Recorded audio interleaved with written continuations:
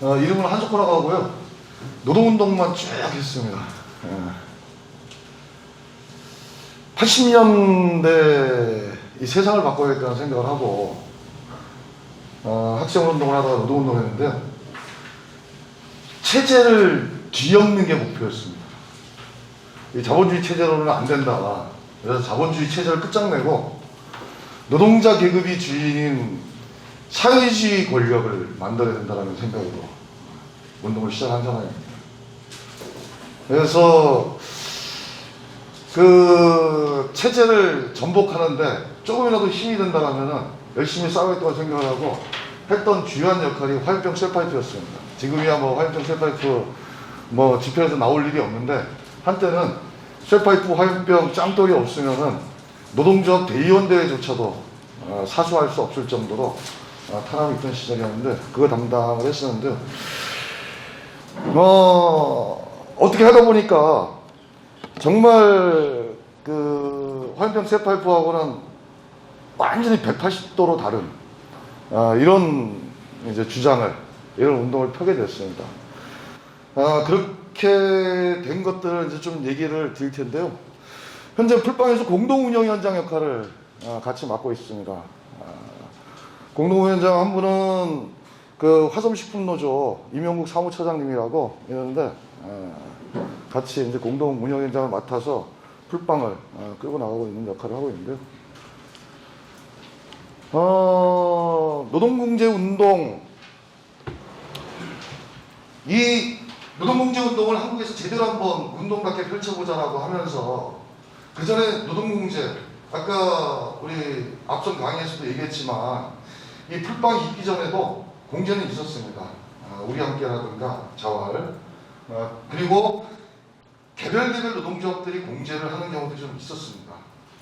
그런데 이제 성공하지는 못했고 우리 함께가 계속 이어서 어느 정도 이렇게 하고 그 안산에서 좋은 이웃이라고 또 공제를 아주 이 친목 형식 그리고 소액 대출에다 초점을 맞춰가지고 이렇게 진행을 하는 이런 모임들이 있었는데 2018년도 다음 강의에서 얘기했지만 서울 봉제인 지회 전태일의 청계피복 노동조합이 해산됐는데 전태일 50주기를 앞두고 이 노동조합을 복원을 시켜야 된다라고 하는 문제의식을 갖고 했는데 전통적인 방식으로는 도저히 노동조합을 조직할 수 없어서 왜냐하면 봉제인들은 임금 인상 투쟁을 할 수 없고 고용을 지키는 투쟁이 무의미하고 왜 계속 옮겨다니면서 일을 하거든요. 사장이나 노동자나 그걸 해서 임금 인상 요구를 하고 투쟁한다는 것도 웃기는 얘기고 현장의 노동 조건을 개선하기 위한 이런 싸움도 할 수 없고 그러면 도대체 어떻게 해가지고 이들을 조직할 수 있겠냐라고 하면서 이제 고민이 된 게 이 공제 방식입니다. 그러면서 문제의식이 때가 되고 했는데요. 노동과 공제와 운동이라는 걸 묶어서 노동공제 운동이라고 이렇게 이제 표현을 하고 하나의 운동 범주로 만들어 나가보자 하고 시작을 했는데 문제의식은 노동의 분단입니다. 우리 노동운동 차원에서 노동자 계급이 노동자가 상위 10%와 하위 50% 노동으로 완전히 분단돼 버렸다. 이거는 제가 좀 과도하게 표현을 하면은 휴전선보다도 남북 간의 휴전선보다도 더 어렵게 분단되어 있는 상태 아니냐. 하위 50%가 상위 10%로 올라간다는 건 거의 불가능한 상황. 탈출을 해가지고 올 수도 없는 상황. 그래서 이 분단된 상황에서 하위 50%를 그러면 어떻게 해야 되냐. 이들을 조직화해서 하위 50%의 좋은 삶과 좋은 공동체를 형성하고 또 그것을 통해서 사회 변화의 힘을 만들자라고 하는 것이 문제의식입니다. 참고로 저기 노란 그 조그만 책자에 보면은 더 자세하게 나와 있으니까 그 책자를 참조하시면 좋을 것 같고요. 그런 걸 통해 가지고 사회 변화의 힘으로 삼고 또 한편으로는 노동운동이 3층 노동자들 물론 모두가 3층 노동자들은 아닌데 3층 노동자들을 대변하는 이런 운동이 돼 있는데 이래서는 안 된다. 그 노동운동이 다시 이 하층 노동자들, 하위 50%의 노동자들을 바라볼 수 있게끔 하고 그래서 노동운동이 다시 부활을 해야 되고 그리고 더 나아가서 노동과 사회적 경제가 접목해서 연대사회를 건설하자라고 하는 것이 문제의식입니다. 지금부터 몇몇 이제 도표들을 쫙 볼 텐데요. 한번 보실까요? 이게 세계 불평등 데이터베이스라고 그 프랑스의 피케티, 이 세계 불평등을 연구하는 유명한 학자죠. 선풍적인 그 세계에 한번 이 센세이션을 불러일으킨 세계 불평등을 분석하면서 그 피케티 등 세계의 경제학자, 사회학자들을 해가지고 10만 받는 학자들이 운영하는 데입니다. 한 100여 개 그 나라의 학자들이 그래서 자기 나라 이 통계들을 올리고 이렇게 쭉 하는데요. 그 세계 불평등 데이터베이스라고 여기에 보면은 2020년 세전소득 기준입니다. 보니까 스웨덴과 미국과 한국을 비교를 제가 요거만 해봤는데 상위 10%와 나머지 90%를 한번 볼까요? 상위 10% 스웨덴이 최상위 1%가 10.5%, 차상위 9%가 20.3%, 그래서 10%가 30.8%의 소득을 갖습니다. 그런데 보니까요, 한국은 최상위 1%가 14.7%를 갖고 차상위 9%가 31.8%를 갖습니다. 그래서 10%의 소득 갖기가 46.5%입니다. 미국보다도 1%가 더 많습니다.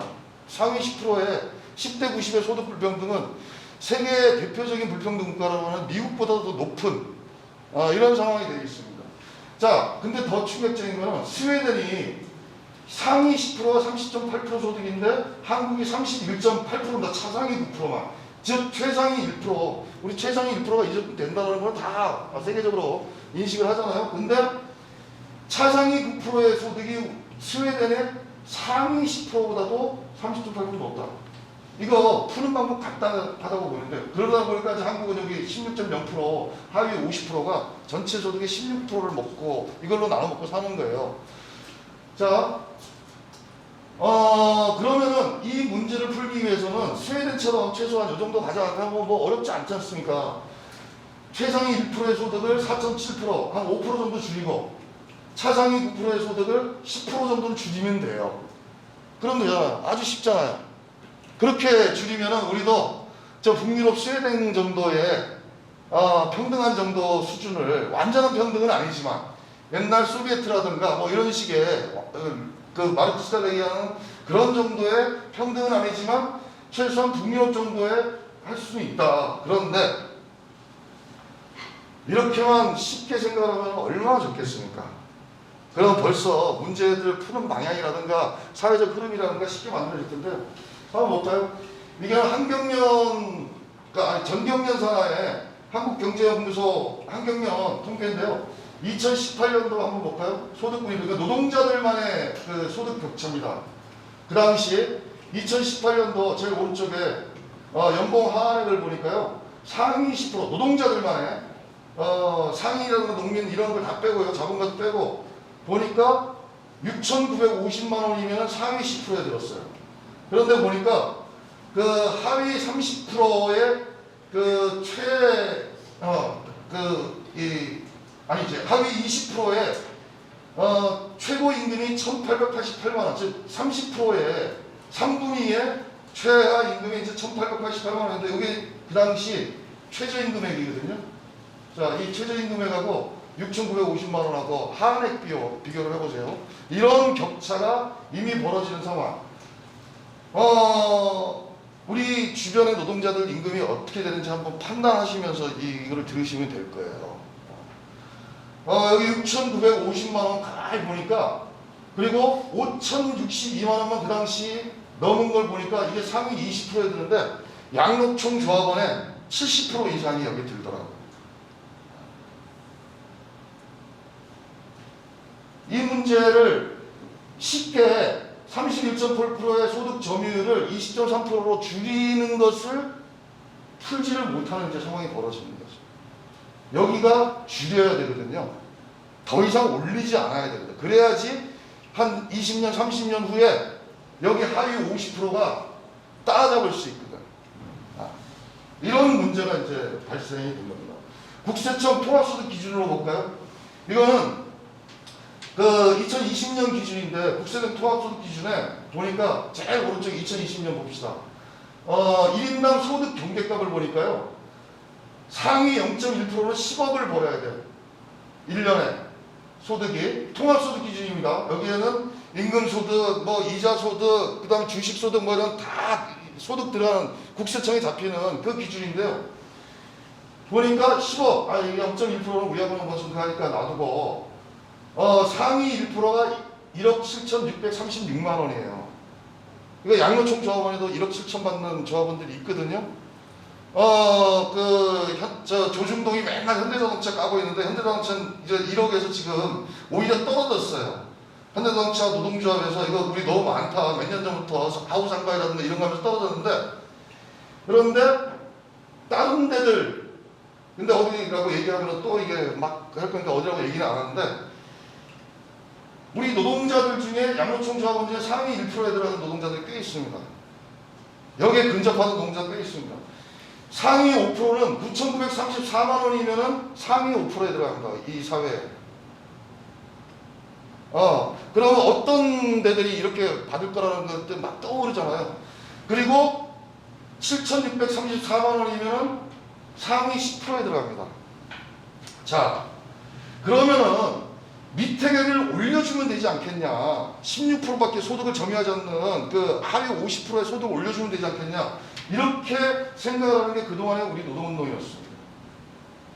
또 좀 이따 얘기하기로 하고 하여튼 이런 불평등 속에서 한신대 공공정책연구소에서는 한국 사회 불평등을 다중격차라고 하는데 다중격차 사회가 됐다. 한국은 소득, 자산, 교육, 여가, 여행, 뭐 관계, 온갖 이런 주거 이 하나의 카테고리들이 스스로 불평등을 심화시키면서 예를 들면 주거가 다시 소득의 불평등을 만들고 관계의 불평등을 만들고 여가의 불평등을 만들고 또 여가의 불평등이 주거의 불평등을 만들고 소득의 불평등을 만들고 자산의 불평등을 만든다.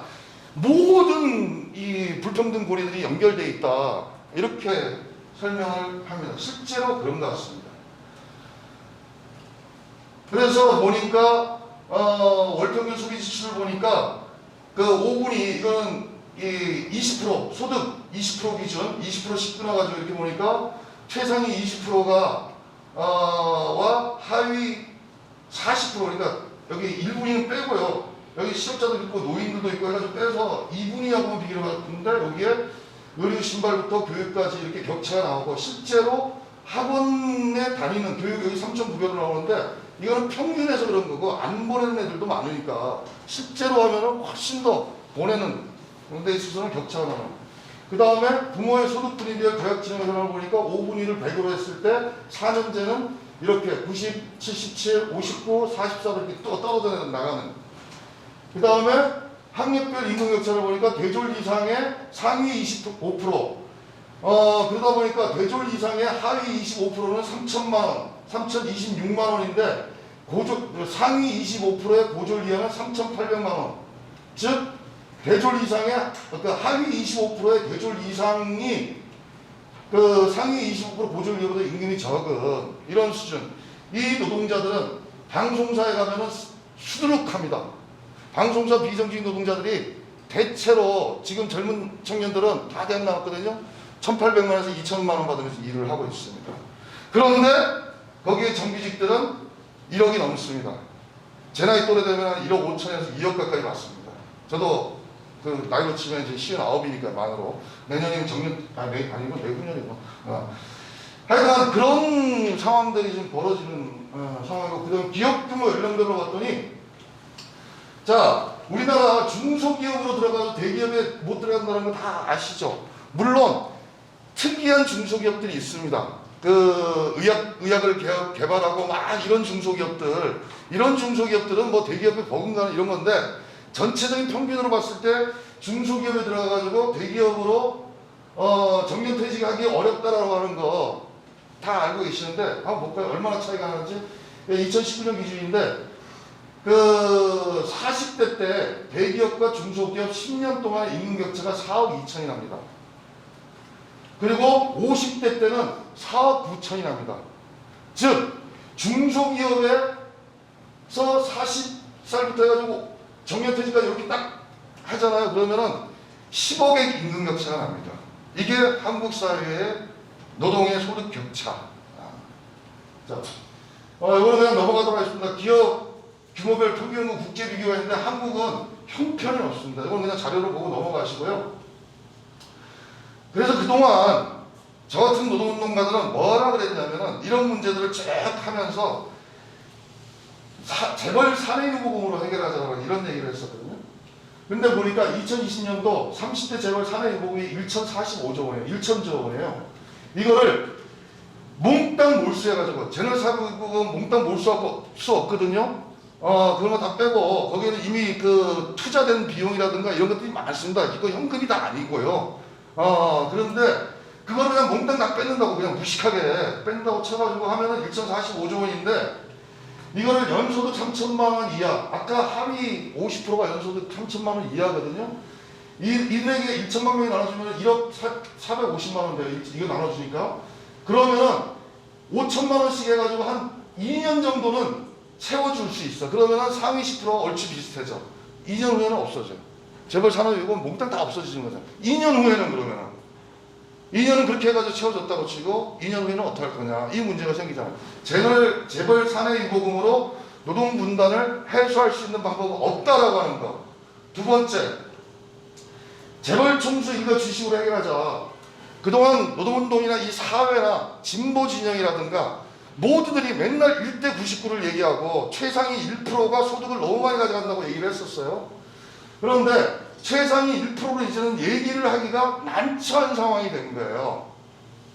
양노총이 최상위 1%를 얘기하기가 난처한 상황으로 점점 더 가고 있다. 그전에는 10%, 상위 10%를 양노총이 막 얘기를 했거든요, 진보가. 근데 진보와 양노총도 이제는 상위 10%조차도 이제는 얘기하기가 난감한 상황이 된 거예요. 왜? 자신의 조합원들의 절반 이상이 상위 10%가 되어 있거든. 그리고 자신의 조합원들 내에 최상위 1%까지 생겼어요, 이제. 그 1%를 타도하자 그럴까 어떡할 거예요? 자기 조합원들인데. 이런 문제가 발생을 한 거죠. 그런데, 하여튼 그렇게 해서, 우리 노동자들 내에 최상위 1%가 된 것들은 그냥 다 인정해 주자. 좋다. 그래, 인정해 주자. 노동자니까. 재벌은 나쁘다고 치고, 노동자는 좋다고 치고. 그래서 재벌 총수 일가 주식을 다 뺏어서 해결하자. 그랬는데, 2020년 기준 상장 주식 시기합 총액이 1,500조예요. 30대 재벌 사매금이 1,045조, 거의 뭐 큰 차이 없는 거예요. 그 중에 10대 재벌 대주주 일가 주식 총액이 70조 원이에요. 여기에 비하면은 껌값 엄발의 오줌 누기잖아. 이거 갖고 노동소득 분단이 해소가 안 돼요. 재벌 일가의 모든 재산을 뺏어도 저 노동자들의 상위 10%와 하위 50%로 나눠진 이걸 해소할 수 없다고 하는 거예요. 그리고 또 그 한지원이라고 노동자운동연구소의 이 연구위원이 이런 그 통계를 하면서 글을 내봤는데 2017년 국민총소득 GNI를 취업자 전체에게 똑같이 분배한다고 가정을 해봤어요. 우리가 하나 또 여기서 알아야 될 게 우리나라는 지금 국내 총생산보다도 국민 총소득이 더 많습니다. 국내 총생산은 우리 대한민국 안에서 외국인들이라든가 이들까지 해가지고 총생산되는 게 국내 총생산이고 국민 총소득은 우리 나라에서 외국인이 벌어간 거 빼고 우리 기업이라든가 우리 국민들이 해외에서 벌어오는 걸 합쳐가지고 이렇게 한 거예요. 즉 우리나라 기업이나 국민들이 해외에서 벌어오는 게 외국 기업과 외국인들이 우리나라에서 벌어나가는 것보다 더 많은 나라라는 거예요. 즉 옛날로 치면 우리 이런 걸 갖고 80년대 90년대 초반까지만 해도 아류 제국주의다. 제국주의까지는 아니더라도 이런 얘기를 하는데 지금은 안 하죠. 하여튼 우리 국민 총소득이 그 국내 총생산보다도 GDP보다도 몇십조 많습니다. 한참 됐습니다. 그렇게 된 지. 그런데 아까 차치하고 이거를 생산을 지속하기 필요한 부분을 제외하고 계산해 보니까 전입자 취업자 기준 1인당 소득이 약 5,200만 원이라는 거예요. 이거를 하루 8시간 일하는 노동자들에게 평균으로 쫙 나눠줘 보니까 5,200만 원을 줄 수 있다는 얘기예요. 자, 그럼 5,200만 원 이상 어떻게 해야 되죠? 어떻게 해야 되죠? 이게 하위 50%는 어떻게 해야 되죠? 이제는 상위 10%를 타도하자. 상위 10%의 저 과소득을 뺏자라고 이렇게 운동을 해야 되나? 이제 딜레마에 빠져 있는 그 양로총이 불평등을 얘기하는데 국민들이 귀뚱으로 안 듣는 이유가 여기 이런 데서 나오는 거예요. 상위 10% 노동자의 경우 평균 4,700만 원이 당시 삭감돼야 된다는 거예요. 이렇게 해주려면 5,200만 원을 채워주려면. 자, 근데 상위 10%를 뺏자라고 못합니다, 지금. 그러다 보니까 이제 재벌 것도 뺏자라는 얘기도 못하고, 오히려 뭐 지금 사회 분위기는 점점 재벌처럼 살았으면 좋겠다. 나도 저렇게 1억 5천 받고 1억 7천 받았으면 좋겠다. 나도 이효리처럼 돈 많이 벌었으면 좋겠다. 이렇게 가는 흐름들이 되고 있잖아요. 이런 속에서 결국은 그 하위 50%가 주체가 돼가지고 자기들이 자신들의 목소리를 내면서 싸워야 되는 거 아니냐. 사회를 향해서 목소리를 내야지만 되는 거 아니냐라는 건데, 보니까 이런 상황이 벌어지고 있었습니다. 2019년도 노동조합 조직위원회인데 300명 이상을 보니까 전체 임금 근로자가 12.8%인데 그 통계, 노동부 통계에 의한, 여기에는 특보도 빠지고 프리랜서도 빠지고 다 빠져 있습니다. 빠져 있는데 54.8% 300명 이상은, 100에서 299명은 8.9%, 30에서 99명은 1.7%로 떨어지니 30명 미만은 1200만 명인데 0.1%, 100인 미만이 합쳐서 1600만 명인데 1%가 안 되는 이런 노동조합 조직률을 갖고 있었다. 이거 노동운동의 뼈아픈 실체. 노동운동하는 사람들이 가장 가슴 아픈. 아까 앞에서 쭉 나왔던 통계들에 비교하면 이들을 중심으로 조직을 해야 되는데 여기에서 머물러 있구나. 계속. 이거는 이제 전통적 노조 조직화 전략의 한계였다고 보는데요. 전통적 노조 조직화 전략은 크게 세 가지로 볼 수 있는데, 하나는 중앙 대공장이었습니다. 철도, 지하철, 공공부문 집중 조직 전략이었는데, 이건 뭐냐면은 제가 아까 처음 서두에 인사를 드릴 때 체제를 전복하려고 했다고 그랬지 않습니까? 체제를 전복하려고 하니까 힘센 데를 장악해야 돼. 현대중공업, 현대자동차, 그 다음에 철도, 지하철 막 이런 데들을 조직해가지고 그들을 중심에 세워놔야 된다고 생각을 하니까 거기에 집중을 했었어요. 노동운동이 다 거기에 집중을 하면서 했습니다. 전 지하철 노조위원장 와 계시는데, 그러다 보니까 이제 그걸 했던, 우리가 의도적으로 이렇게 조직했던 측면이 하나 있었고, 두 번째는 사업장 울타리 안에서 임금과 고용과 사내복지 등의 성과를 내는 기업별 전략이었어요. 사업장 안에서 조합원에게 혜택을 주는 방식, 즉 노조에 가입하고 조합비를 내고 조합원으로 남아있는 이유였죠. 그 조합비를 내고 조합비에 남아있으면 임금도 인상시켜주고 고용도 지켜주고 사내복지도 해주는 거예요. 어떤 사업장들 같은 경우는 무상의료, 무상교육이야 거의. 대학 때까지 자식 3명이든 4명이든 다 대학 학비도 해주고, 의료비 1년에 2천만 원씩 지원해주고, 가족들 무상의료, 무상교육이잖아요. 그 스웨덴보다 훨씬 더 훌륭한 지원을 해주는 거거든요. 자, 그런 것들을 만들어주니까 노조에 조합비를 내고 남아있는 거예요. 이게 전통조직과의 두 번째. 세 번째는 그렇지 않은 비정규직들이 있어. 그렇지 않은 플랫폼과 그렇지 않은 프리랜서들이 있는데, 이들은 지불 능력이 있는 대기업이나 정부나 지자체 등에 직접 연결된 하청 노동자들, 또는 플랫폼이든 프리랜서든, 이 지불 능력이 있는 이 모기업을 이렇게 두지 않으면은 싸워도 노동조합을 결성해도 얻을 게 없는 상황이 벌어진다는 거예요. 그래서 그렇게 해야지 노조 가입에 따른 성과 혜택이 가능해지는 거죠. 그 조합원들이 건설, 화물, 대기업 1차 하청업체, 공공기관 용역업체, 이런 데들, 방송사 비정규직, 이런 데들이 요 세 번째에 해당되는 이런 거였는데, 그런데 적용되지 못하는 70%의 노동자들, 전체 노동자의 70%가 거기에 해당되지 않는 거예요. 그 해당되지 않는 노동자들이 왜 도대체 노조로 조직이 안 됐을까 확인을 해보니까 그들이 처한 생태계 조건에 문제가 있었다. 이런 거고, 첫 번째, 영세노동. 우리나라는 대기업과 재벌과 그 다음에 공공기관들을 중심으로 운영되는 경제 시스템, 사회 시스템이다 보니까 그렇지 않은 데들은 사업이 영세하게 되는, 지원도 안 하고 계속 이런 데들이 누적되면 사업이 영세하는데, 원청기업 매출액 1% 증가에 따른 현물수 낙수 보니까 현대자동차가 1위라 그랬어요. 1차 협력업체는 0.43, 2차 협력업체는 0.05, 3차 협력업체는 0.004. 하나씩 내려가면서 0이 하나씩 붙는 거예요. 계속 더. 이런 식의 그 사업에 낙수 효과가 전혀 없는, 그러다 보니까 여기는 더 주고 싶어도, 여기 더 주고 싶어도 못 주는 거예요. 사업이 영세하다라고 하는. 그 다음에 두 번째는 이런 사업장들의 특징은 전체가 그렇지 않으면 대면 노동을 합니다. 이 조그마한 사업장들의 우리 동재, 그 다음에 여기는 어디 뭐 그 동재는 아니더라도 조그만 하여튼 여기도 중소 공단에 사업장 노동자들일 텐데 야유회 온 거예요. 여기 사장도 있을 거고 관리자도 있을 거고 노동자도 있을 거고 여기도 사장도 있습니다. 그 다음에 여기 이런 그 조그만 철물 아니 그 철 가공소 이런 데 보면은 주물 공장이나 여기도 몇 명이 앉아서 이렇게 일을 하는데 여기에 사장이나 노동자나 이렇게 있을 거예요. 형, 동생, 이모, 삼촌 누구야 이렇게 하면서 쭉 일해왔어. 이런 사람들한테 어느 날 갑자기 우리 노동조합 만들었으니까 너는 사장이니까 너는 나하고 적이야.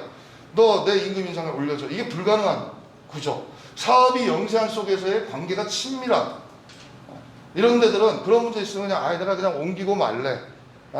그리고 그냥 내가 버티고 말래. 이런 경우들이 벌어지는데 노동운동을 하다가 정말 제가 아는 그 동진, 저 옛날 동지에 치열하게 선봉대 노동운동을 전력했던 친구인데 이런 조그만 데서 일을 하거든요. 왜 노동조합 안 만드냐 그랬더니 피식 웃으면서 이런 데서 무슨 노동조합을 만드냐고. 사장 한 달에 얼마 가는지도 다 알고 있고 사장하고 이제 인간관계도 이렇게 되는데. 세 번째는 고용의 단기성입니다. 여기 그냥 통계로 보면 2019년 뭐 대기업이 7.7년이고 중소기업이 3.3년으로 나오는데 근데 대기업은 40.7세가 7.7년이에요. 46.7세 요 기준으로 가면은 이들은 한 17년, 20년을 근무하고 있는 거고 그 나이 때는 하여튼 이렇게 돼 있는데 여기 볼까요? 한화생명 17.5년, 현대자동차 19년, 포스코 19년, KT 20년, 기아자동차 20년 뭐 이렇게 이런 데들은 사업장 내에서 노동조합을 만드는 거 악착같이 지키죠. 2, 3년 만에 떠날 때서 무슨 그 사업장별로 노동조합을 만들어가지고 그 천수를 누리겠다고 막 싸우다가 그런 과정들을 겪겠습니까? 노동조합에 대해서 알고 있음에도 불구하고 노동조합 하자 그러면은 그걸 왜 하는데? 내가 노동조합비 내면은 네가 나한테 어떤 혜택을 줄 건데 이렇게 얘기를 하는 이런 거다. 그 다음에 네 번째는 개별 노동입니다. 노동의 분산성. 이거 플랫폼 이해하시면 그냥 뭐 바로 되지 않겠습니까? 개인들이 노동자가 이렇게 플랫폼을 통해서 기업에 했다가 일 끝나면 또 개인으로 돌아가고 그런 일들. 그리고 이후 21세기에는 지금 현재 정규직이 3분의 2 또는 절반이라고 치면 점점 정규직의 규모가 줄어드는 이게 앞으로의 현상인 거고 이건 다 확인하고 있는 거지 않습니까? 해를 갈수록 그 플랫폼 프리랜서 비정규직 이런 그 영역들이 계속 늘어나는. 그리고 사실은 100인 미만 사업장 그 하위 50% 노동을 하면요 정규직 비정규직이 구분 자체가 되게 웃겨요. 그들에게 비정규직이라면 화를 벌컥 내거든요. 왜 내가 비정규직이야. 근데 정규직인데 2, 3년마다 옮겨다녀요. 정규직 비정규직 개념도 없어. 그런데 하여튼 이렇게 개별 노동화되는. 그리고 미래 일자리를 그냥 한번 잘 해보십시오. 아까 설명한 거고. 그 다음에 직업의 유동성인데요. 이제는 점점 갈수록 다중노동의 흐름들이 형성이 되는 것 같아요. 이게 일부 극히 청년들 일부만이다 이렇게 생각을 했는데 그렇지 않은 것 같아요. 계속 늘어나는 것 같아요. 그 노동의 특성이 한 곳에 정착하는 노동이 안 되다 보니까 이 일, 저 일, 투잡, 쓰리잡 이런 일들이 자연스러운 현상이 되어가고 있는 이런 때는 과거의 전통적 방식으로는 노동조합이 조직이 안 된다. 그리고 또 이런 노동이 있습니다. 퇴직 노동자들. 우리는 퇴직을 하면은 사업장에 있어야지 노동자라 그러는데 퇴직하고 노동자로 살아와가지고 퇴직하도 노동자거든요. 일을 하지 않는 노동자 또는 일을 퇴직해서도 하는 노동자들이 있는데 우리 빈곤율 무지하게 높은데 이 퇴직자들도 조직을 해야 되는데 임투로 조직할 수도 없고, 퇴직자들은 무슨 임금 인상 시켜줄 거예요? 아니면은 그 고용을 보장해 줄 거예요? 그런 것도 아니잖아요. 노동조건 개선해 주는 것도 아니고. 그럼 이들을 어떻게 해야 될까? 이런 고민이 드는. 물론 이제 연금이라는 게 있습니다. 근데 연금은 정당에 입당해가지고 하는 게 훨씬 편하거든요. 그런데 우리가 이들도 노동조합으로 다시 묶어야 된다라고 하는 고민을 하는 노동자들이고, 그 다음에 이제 자영업자들. 여기 저는 상인노동이라고 이렇게 표현했는데요. 자영업자도 이제는 노동자라고 불려야 된다. 영세상인들은. 노동을 하고 싶으면은 노동자가 되고 싶어도 노동자가 될 수 없기 때문에 영세상인을 하는 경우들이 70~80%다. 그 중에는 나도 상인으로 해가지고 뭔가 한번 제대로 된 돈 버는 상인이 되고 싶다라고 하는 사람도 있겠지만, 대체로 노동자가 될 수 없어서 상인이 되는 경우들, 한국 사회에서는. 예를 들어볼까요? 어떤 청년이 이 동네에 그 커피숍을 열라고 하는 청년이 있어요. 그 청년한테 너 이 커피숍 열래? 아니면 저기 그 어디 자동차 공장에 공장 안에 비정규직으로 할래? 그러면은 아마 그 친구 그렇게 얘기할걸요. 제가 5천만 원이나 1억 원 줄 테니까 제가 거기 좀 입사 좀 시켜줘 주십시오. 그러잖아요. 그래서 자동차 공장에 입사비 문제, 그 비정규직으로 입사하는 거였어요. 그게 5천만 원 기본. 더 내는 사람 막 7천도 내고 8천도 내고 그렇게 해서 거기를 입사하려고.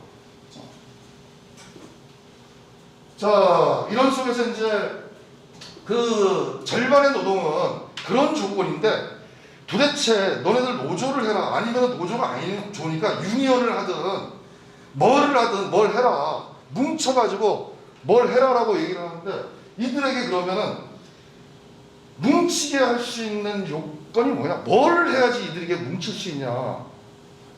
계속 얘기하지만 임금 인상 시켜주는 것도 아니고, 고용을 지켜주는 것도 아니고, 노동 조건을 개선해 주는 것도 아니고, 근데 왜 이들이 있어야 될까? 거기서 고민한 전략이 바로 노동공제 전략입니다. 노동공제 생태계를 구축하자. 그래서 공제 품목을 통해서 조합원에게 일상삶의 혜택을 제공하고, 그 일상삶의 혜택을 받아서 조합원들이 노조에 계속 남아있도록 하고, 그리고 이들을 주체화시켜가지고 사회와 정치를 향한 투쟁과 협상을 벌이자라는 겁니다. 여기 이제 희망씨도 와 있는데, 우리가 노동운동하면서 이 100인 미만 이런 노동자들에 대해서 그동안 노동운동이 풀어왔던 방식, 그리고 진보가 풀어왔던 방식이 어떤 방식이었냐면 고충처리였어요. 고충처리. 그들의 지금 당장 어려우니까 그런 문제들을 돕자, 연대하자, 이런 데서 머물렀는데, 고충처리 운동에서 이제는 주체화시키는, 조직화시키는 운동으로 나아가자라고 하는 것이, 이 혜택을 통해서 공제를 통해 가지고 이들을 묶어서 묶여 있게끔 하고, 이들이 주체가 돼서 사회를 향해서 목소리를 내게 하자라고 하는 것이다. 그래서 노동공제운동의 원리는, 그 노동공제 아까 앞에서 얘기했고 뒤에서 얘기할 거니까 생략하고, 자조 연대 개입입니다. 자조 공제 품목, 지금은 아주 보잘것없는 몇 개 품목을 내놨지만, 계속 규모가 늘어나면은 이 품목은 교육과 관련된 거, 주거와 관련된 거, 사회주택으로도 갈 수도 있거든요. 그리고 노동자 은행으로도 가고, 다른 나라에서 다 했어요. 우리도 할 수 있다고 봅니다. 그 전망을 보면서 하는 건데, 해가지고 그 좋은 삶을 구축하고, 또 그 속에서 좋은 관계들을 형성을 하고, 죽을 때까지 이런 생태계 속에서 한번 살아보자고 자조. 그리고 두 번째는 이렇게 모이면서 연대를 하자. 생활연대, 지역연대, 업종산업연대, 사회연대, 그리고 이 연대를 하면서 또 교육도 하고 실천도 하고, 그래서 세상도 바꿔내고, 그리고 절반의 노동의 처우도 개선하고, 그러기 위해서는 산업정책, 사회정책, 복지정책, 정부정책에 개입하자. 개입해서 정책을 바꿔내고 사회를 바꿔내는 이런 것들을 하자라는 것이 그 노동공제운동의 원리다. 노동공제운동은 그 시작하면서 이렇게 생각했습니다. 연대사회 프로젝트다. 이거는 사회를 연대사회로 만들어 나가는, 예전에 80년대 90년대 초반까지 2000년대 초반까지는 평등사회 프로젝트였다고 보는데요. 진보나 노동운동이 평등사회 프로젝트는 제가 봤을 때 어렵다.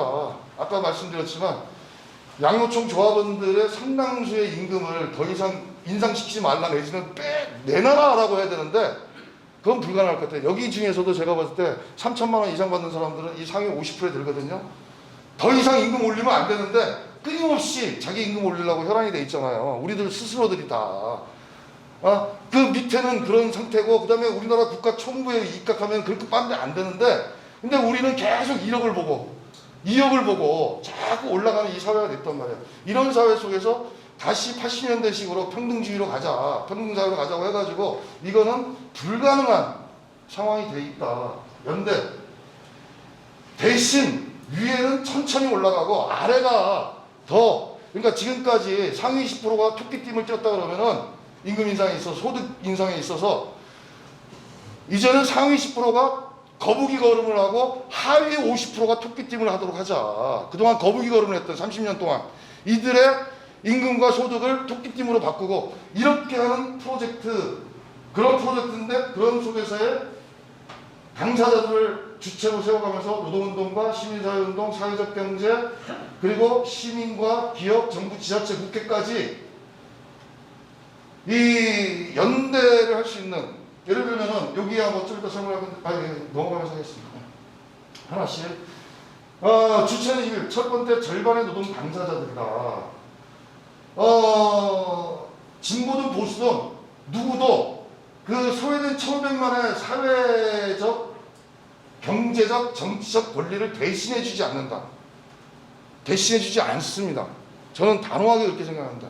제가 진보주의자고 제가 운동가고 노동운동을 계속 하고 있지만 노동운동조차도 하위 50%에 대해서는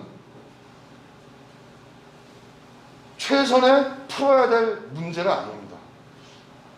말과 주장으로는 끊임없이 그렇게 얘기할지 모르겠지만 실제에 있어서는 상위 10% 범주, 이들을 초점으로 가고 있다. 이 사회 자체가 그렇다. 뭐 보수는 더 이상 얘기 안 하겠습니다. 결국은 그들이 주체가 돼야 된다. 그들을 주체로 만들어야 된다. 어떻게 되든 그들의 고충 처리하는 노동운동, 그들의 고충 처리하는 사회적 경제, 그들의 고충 처리하는 협동조합, 그들의 고충 처리하는 진보운동, 진보정치가 돼서는 안 된다. 그들 스스로 주체돼야 된다. 이런 거고요. 그 다음에 두 번째는 노동운동입니다. 앞에서 쭉 말씀드렸는데 노동조합의 성격에 애초에 공제가 있었습니다. 한국의 노동운동은 체제정보 간다 그래가지고 이런 거 아예 거들떠 보지도 않았거든요. 그러면서 기업복지도 다 풀었어요. 그러니까 불평등을 더 심화시켜버렸어. 근데 유럽이라든가 일본이라든가 다 보니까 노동조합의 공제 기능이 다 있었어요. 지금도 있어요. 독일 금속노조. 퇴직자들을 위해서 퇴직한 이후에도 노조조합이 남아있습니다. 왜? 노동조합의 공제 기능이 있어. 퇴직한 이후에 임금 인상을 안 시켜줘도 보일러가 망가지면 보일러 수리해주지, 그 다음에 법률 서비스 해주지, 온갖 상과 관련된 것들, 나중에 유언장 서비스도 해줘요. 일본 같은 경우는. 이러니까 남아있는 거예요. 공제 기능인데 이거를 부활시키자 라고 하는 거. 그 다음에 이제 세 번째 사회연대 경제인데요. 이거는 하나만 좀 얘기를 드리면은 앞에서 쭉 말씀드렸으니까 우리나라의 사회적 경제, 사회연대 경제가 죽을 쓰고 있지 않습니까? 정부와 지자체에 멱살이 잡혀가지고 그 지원, 이게 지원이 끊기면 완전히 그냥 정신을 못 차리고 이러면서, 그러면은 이 평가를 사회적 경제에 1차적인 책임을 넘기는데, 저는 이 사회적 경제가 그런 문제에 처해 있는 1차적 원인은 전 노동운동에 있다고 생각합니다. 노동운동에는 돈과 소비자가 있습니다. 자원이 있는 거거든요. 전 세계에 사회적 경제가 제대로 굴러가는 데들, 우리나라 농협과 수협 이런 거 말고요. 그런 어용 사회적 경제 말고 제대로 사회적 경제라고 하는 정신에 입혀가지고 굴러가는 단위들을, 그런 단위들이 잘 굴러가는 나라들을 보면은 일본이든 이탈리아든 프랑스든 북유럽이든 이런 데를 쭉 보면은 캐나다든 공통점이 있는데 그 공통점은 노동과 사회적 경제가 접목하고 있다는 겁니다.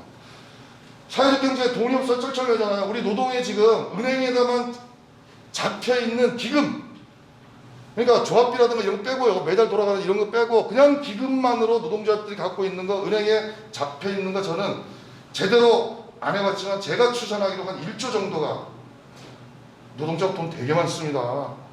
한 노조가 100억 이상 갖고 있는 노조들이 수두룩해요. 깜짝 놀랄 얘기입니다. 한 2,000명 되는 사업장도 한 100억을 갖고 있는 이런 데도 있고요. 10,000명 이상 되는 데들은 뭐 그건 일도 아니고, 왜 투쟁기금을 모은다면서 계속 응원하는데 이제 투쟁이 별로 없으니까 계속 쌓이는 거예요. 그거 은행에 0.8% 이자, 1.0% 이자로 다 지원. 이게 선순환을 한다라면 사회적 경제와 함께 어떤 효과를 내겠냐. 그리고 양로총 조합원, 그 다음에 양로총 소속 아닌 조합원 합쳐가지고 270만이지 않습니까? 지금 250만, 260만 이 정도 되는데, 이게 사회적 경제의 소비자이면서 사회적 경제를 함께 할 수 있는 이런 것들인데 이게 끊어져 버린 거예요. 전 노동운동에 책임이 있다고 봅니다. 그래서 이 노동경제 운동을 통해서 사회적 경제와 노동운동이 접목하는 계기로 만들어보자. 그래서 사회적 경제도 이거를 강 건너 불구에 하지 마라. 사회적 경제가 노동하고 접목하는 바로 그 코스다. 그 수건 사업을 푸는 거다. 이렇게 가야 된다. 그 다음에 시민운동과 풀뿌리도 마찬가지입니다. 시민운동도 시민이 없지 않습니까? 풀뿌리에도 풀뿌리 주민들이 없지 않습니까? 이 바로 노동공제 운동의 대상들, 그 주체들이 바로 주민이고 시민이고, 그들을 묶는 작업으로 이렇게 가야 된다는 거고요. 그 다음에 정치, 정부, 지자체 사업자들, 사업주, 이거는 타도의 대상인데, 이건 적대적인 관계인데, 이렇게 우리가 생각할 텐데, 그렇게 생각할 수도 있습니다. 그렇지만 저는 연대사회 프로젝트로 간다라고 한다면은 그들도 그 역할을 제대로 할 수 있도록 이렇게 만들어 가야 된다. 돈이면 돈, 정책이면 정책, 재능이면 재능, 이런 것들이 모일 수 있도록 해야 된다. 그리고 또 하나 특징, 봉제인지회는요, 사장하고 노동자들이 같이 노조를 결성하고 있습니다. 그 내용이 없는 것 같아서 얘기를 하는데, 봉제인지회는 서울 봉제인지회, 민주노총 소속사업장입니다. 250명 조합원인데 거기 대의원이 10명인데요. 재단사 2명, 미싱사 6명, 사업주 대표 2명 이렇게 되어 있습니다. 10인 미만 노동자들은 사업주나 노동자나 똑같은데 무슨 이런 거냐, 이런 것. 마지막으로 그 10대 99평 등의 사회적 계급적 함의라고 이렇게 하는데,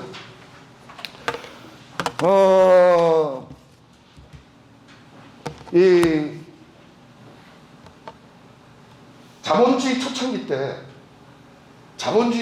때, 그때는 절대적 의식주, 노동자들의 절대적 의식주가 뒷받침이 되지 않았습니다. 그래서 자신의 노동자의 자식, 노동자 가족들, 어른들이 다 일을 하러 나가야 될 뿐만 아니라 그 자식도 4살, 5살 되면 공장에 보내가지고 밥을 거기서 한 끼를 먹게 하든지, 아니면 돈을 1원이라도 벌어와가지고 그걸로 먹고 살아야 되잖아요. 절대적인 빈곤이 해결이 안 되는 이런 상황에서는 1대 99 또는 0.1대 99.9의 갈등이 사회적인 문제, 세상에 가장 심각한 문제였습니다. 그런데 자본주의가 발전을 하면서 지금 현재 상태가 그렇잖아요. 물적 토대가 형성이 됐습니다. 절대적 빈곤에서는 다 벗어났어요. 이제 상대적 빈곤의 문제가 큰 문제가 되지 않습니까? 그러면은 사람들이 화가 나는 것은 적의 1조의 돈을 갖고 있는, 2조의 돈을 갖고 있는, 10조의 돈을 갖고 있는 이재용의 재산 때문에 화가 나는 게 아니거든요. 그것 때문에 화가 나는 게 아니에요. 아니 그거 있으나 마나, 1조 있어봐야 나 쓰지도 못할 거고, 그거 지키려면 별별 짓을 다 해야 되고 뭐하러 그래. 화가 나는 건요, 바로 옆에 내 주변, 내 눈에 보이는 곳에서의 비교가 화가 나는 건요, 사촌이 땅을 사면 배 아프다 그러잖아요. 한양의 관료가 땅을 사면 배가 아픈 게 아니라, 원님이 땅을 사면 배가 아픈 게 아니라 사촌이 땅을 사면 배가 아프다라고 하는, 전 세계에 이런 속담들이 되게 많거든요. 옆밭에 배추보다도 내 배추를 더 크게 키우지 마라, 러시아 속담이고 이런 것들이 있고 진짜 많은 속담들이 있는데, 인간은 글로 간다. 절대적 빈곤이 해소되고 나면 바로 내 비교가 되는, 그래서 1대 99보다는 10대 90의 불평등의 문제, 10대 50의 이 불평등 문제가 더 승질이 난다 라는 겁니다. 어떤 지방의 조선소 한 사업장 그 활동가들이 정규직 활동가들이 어느 날 그랬어요. 와 미치겠다. 왜? 그랬더니 비정규직 노동자들이 자기 회사의 사장보다도 그러니까 그 조선소의 정규직 회사의 사장보다도 관리자들보다도 자기네들 더 미워한다는 거예요. 정규직 노조를. 이해를 못하겠다. 저도 그때는 이해 못했어요. 지금 이해돼요. 제가 비정규직이면 저도 미워할 것 같아요. 막 미워할 것 같아요. 왜? 저 몇만 원, 몇십만 원, 몇백만 원 그리고 똑같은 일을 하는데 여기서 차이가 나. 제가 하나 마지막으로 사례를 들어드릴게요. 어떤 초등학교에 서울에 있는 초등학교인데 이거는 그 아이가 방학 개학을 했어. 개학하고 학교 갔다 오더니 신이 나가지고 엄마 아빠한테 막 자랑을 해. 내 친구가 이 선물 줬다.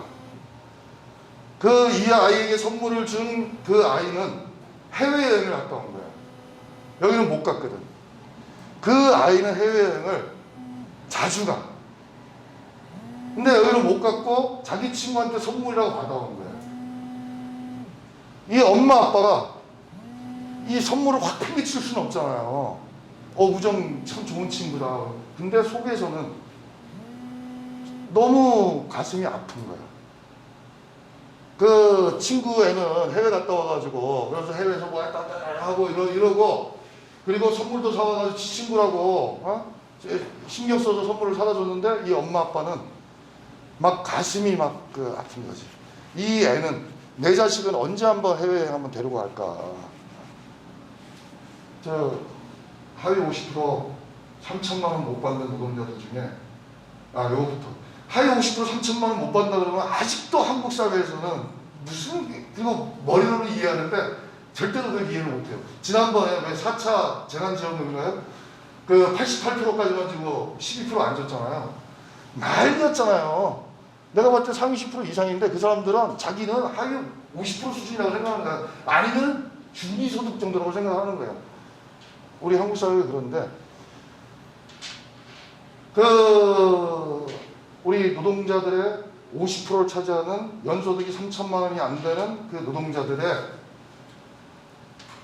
평생 소원, 그 노동자들 중에 평생 소원이 자기 가족들하고 자기 자식하고 해외여행은 꿈도 안 꾸고 제주도 2박 3일, 3박 4일 가족여행 한번 갔다 왔으면 좋겠다 라고 하는 꿈을 꾸는 사람들이 무지하게 많습니다. 우리 운동하는 사람들이나 이런 사람들은 쉽게 갔다 와가지고 잘 모르실 텐데 그런 꿈을 꾸는 사람들 숱하게 많습니다. 그들을 주체로 세우고 조직해서 사회를 한 거는 앞으로 내비자라고 하는 게 노동운동 차원에서의 노동공제운동의 문제의식입니다.